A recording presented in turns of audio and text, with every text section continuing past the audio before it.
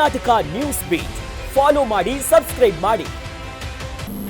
ಬಾವಿಯ ಕೆಸರನ್ನ ತೆಗೆಯುವುದಕ್ಕೆ ಹೋಗಿ ಬಿದ್ದಂತಹ ಮೂವರನ್ನ ಅಗ್ನಿಶಾಮಕ ದಳ ಸಿಬ್ಬಂದಿ ರಕ್ಷಿಸಿದ್ದಾರೆ. ಉಡುಪಿ ಜಿಲ್ಲೆಯ ಕಾರ್ಕಳ ತಾಲೂಕಿನ ಕುಕ್ಕುಂದೂರು ಅಶ್ವತ್ಪುರದಲ್ಲಿ ನಡೆದಿರುವಂತಹ ಘಟನೆ ಇದು. 42 ವರ್ಷದ ರಾಜೇಶ್, 29 ವರ್ಷದ ಪವನ್ ಹಾಗೂ 52 ವರ್ಷದ ಗೋಪಾಲ್ ನಾಯಕ ಎನ್ನುವರು ಮಣ್ಣು ತೆಗೆಯುವುದಕ್ಕೆ ಬಾವಿಗಿಳಿದಿದ್ರು.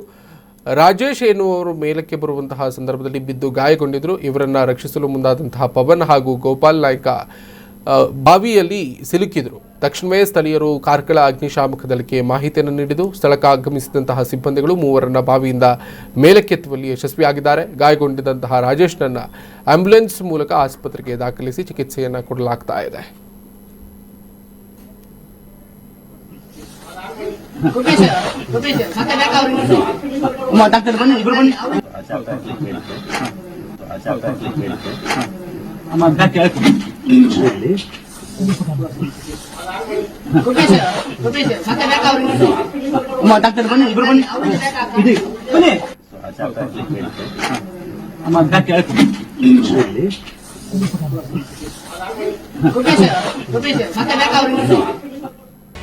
ಕರ್ನಾಟಕ ನ್ಯೂಸ್ ಬೀಟ್ ಫಾಲೋ ಮಾಡಿ, ಸಬ್ಸ್ಕ್ರೈಬ್ ಮಾಡಿ.